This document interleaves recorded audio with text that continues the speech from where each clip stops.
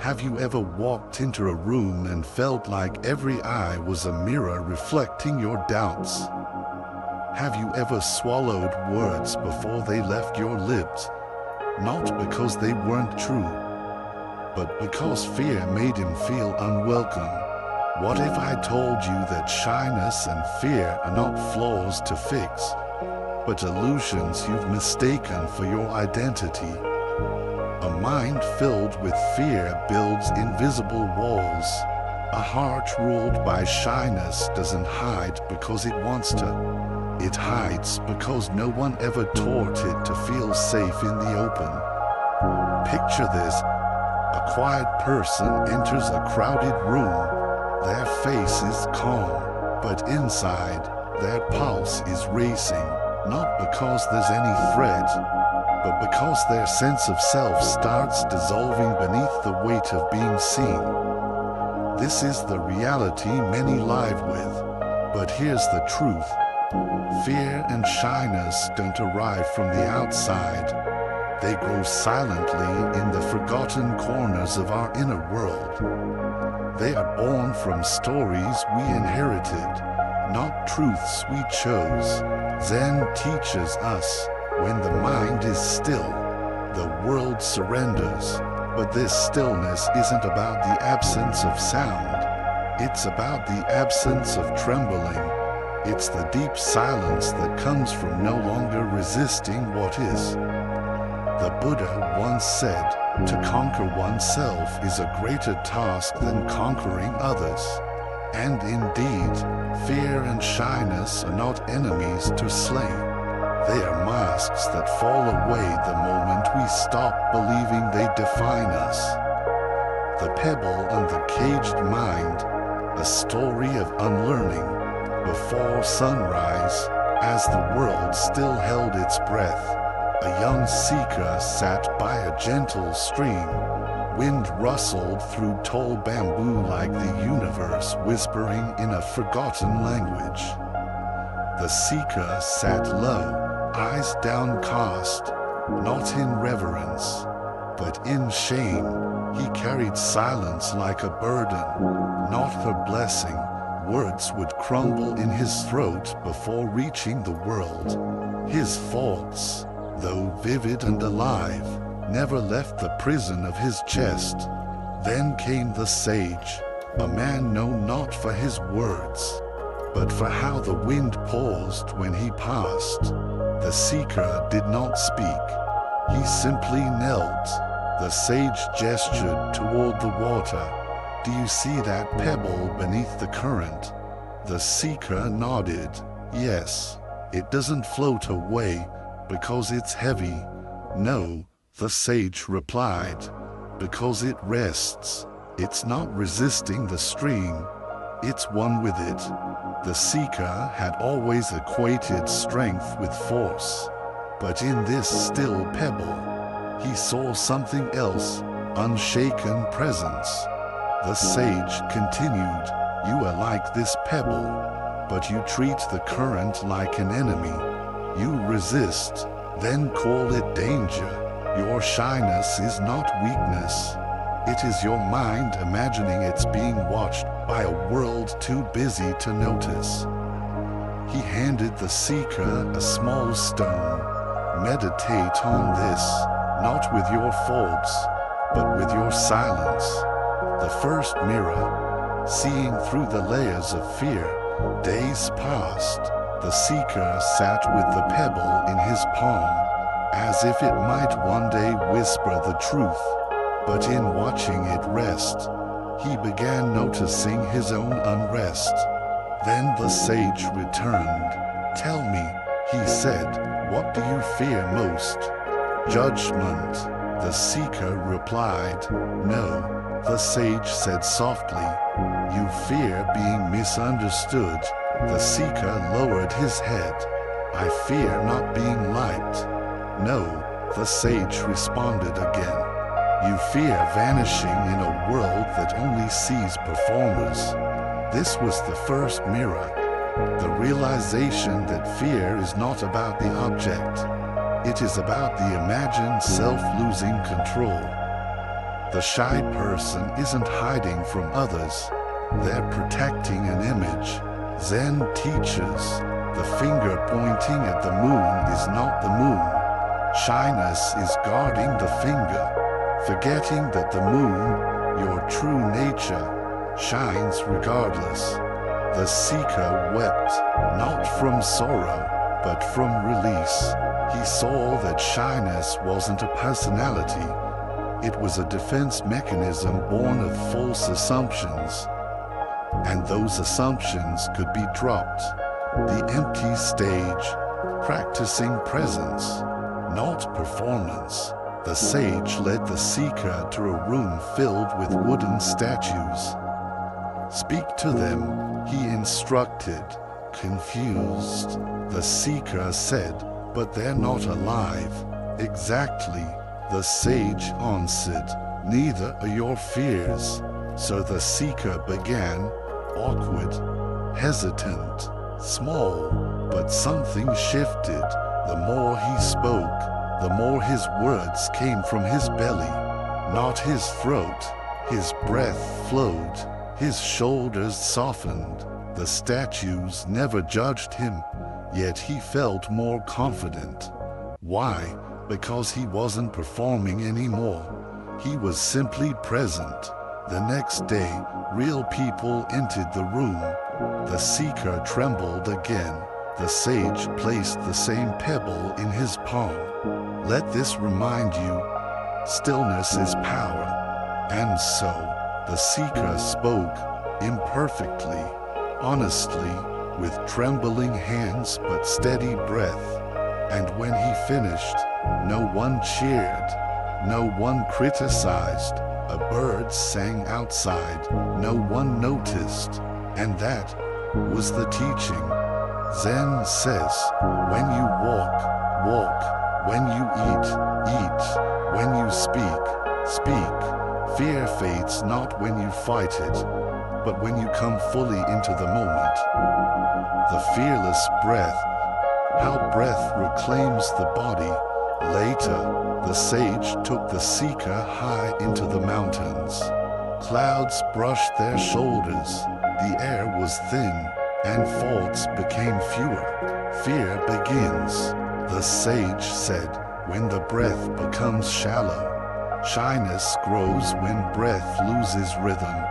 He taught him a practice. 1. Inhale through the nose, drawing calm from the earth. 2. Hold, not tightly, but with gratitude. 3. Exhale slowly, like releasing autumn leaves into the wind. When breath is shallow, he said, the mind becomes loud, but when breath is deep, the mind bows. And the seeker practiced. His chest, once tight with tension, began to expand. His faults softened. He laughed, not to impress, but because it felt safe to feel joy. Fear shrunk, not because it was conquered, but because his body stopped mimicking danger. In time, the seeker would face crowds, conversations, and challenges. But now, something had changed, not in the world, but in how he showed up in it. So the question remains, how do we stop fearing being seen? The answer isn't found in louder voices, but in deeper service. In Trang 2, we'll step into the final trial, how the seeker's transformation deepened the moment he stopped speaking for approval and started speaking for others. Because fear cannot survive when love becomes your reason. In part 1, we followed the seeker's journey from shame and silence to presence and purpose.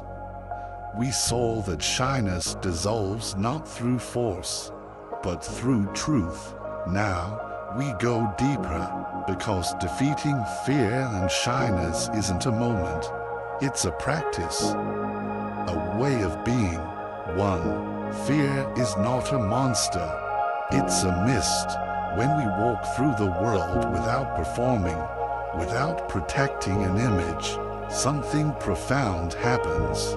Fear begins to lose its grip, not because it was fought, but because it was seen. The loudest truths are often whispered in the silence between words.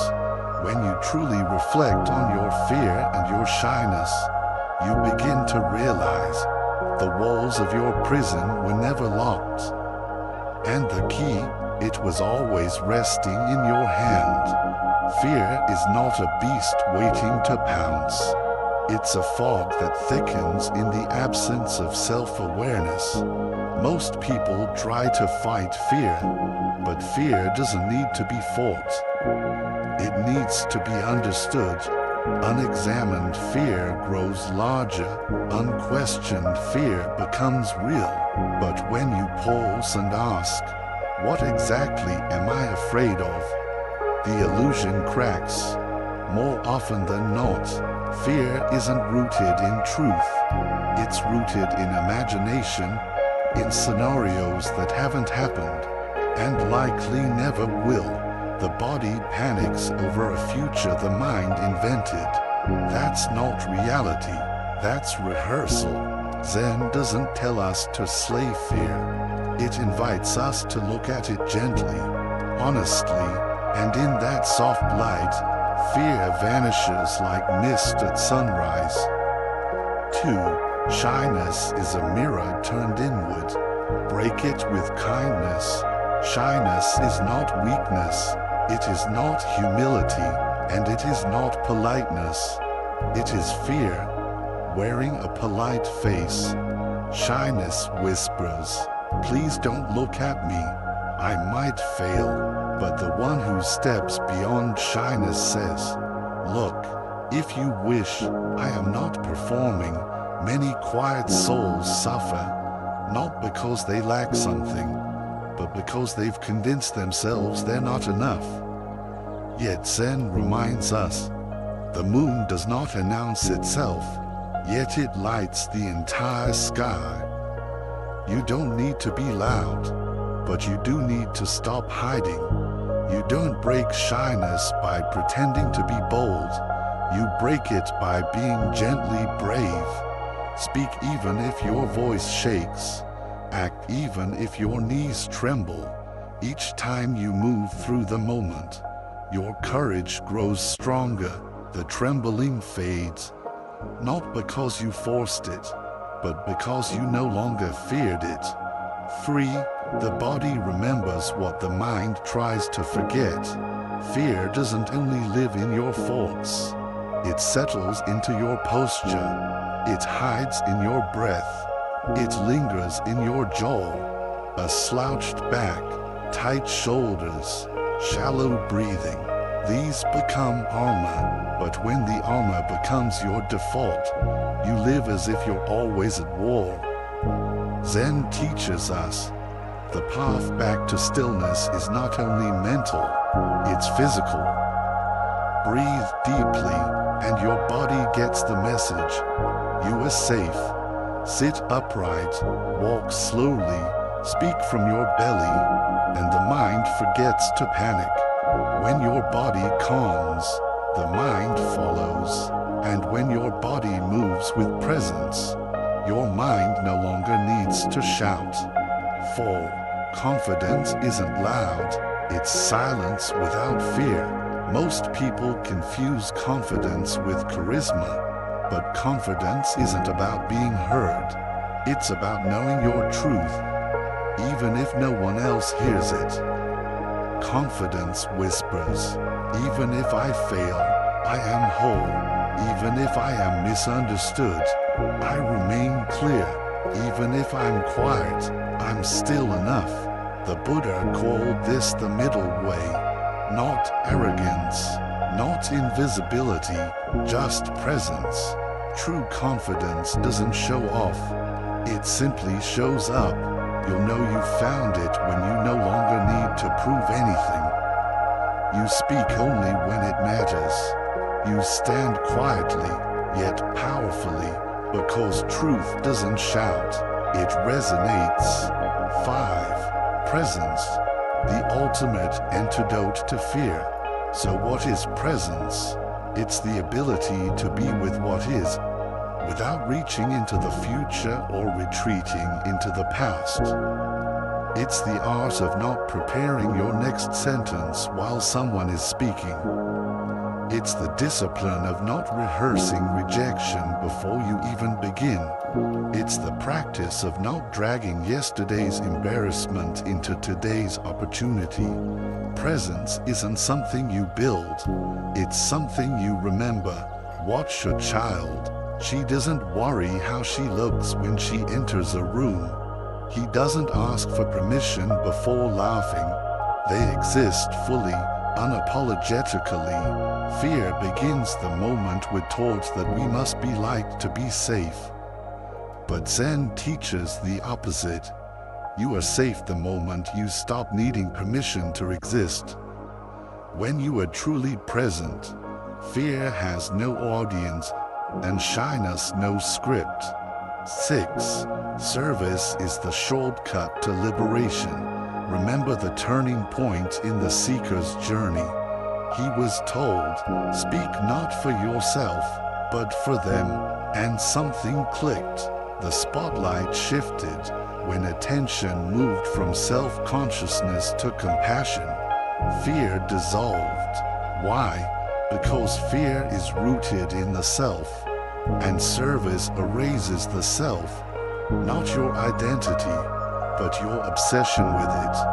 The Buddha taught that freedom is found not in controlling the self, but in dissolving it. When you speak for someone who needs your truth more than you need comfort, fear can't survive. Shyness becomes impossible because you're no longer protecting yourself, you're lifting others. 7.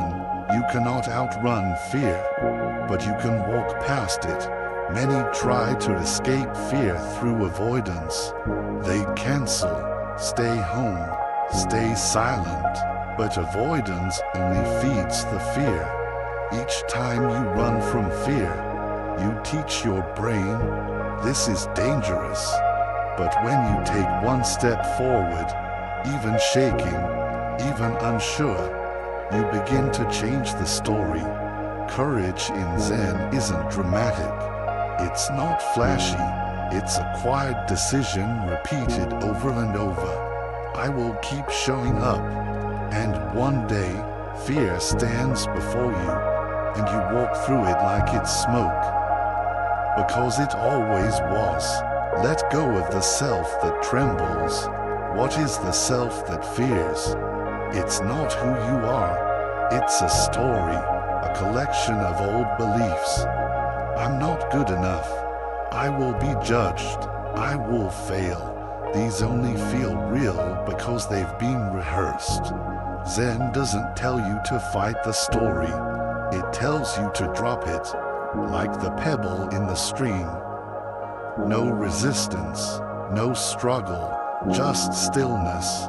And in that stillness, nothing can sweep you away. Let go of the need to be perfect. Let go of the urge to impress. Let go of the voice that says you're not ready. Be still, be kind, be present. That's how fear dissolves, not with a roar, but with every breath where truth replaces illusion. Fear and shyness are not enemies. They are illusions, and like shadows, they vanish in the light of presence. You don't need to be louder. You don't need to be perfect. You only need to be real. So the next time fear visits, don't fight it, just don't feed it. Speak for someone who needs your words.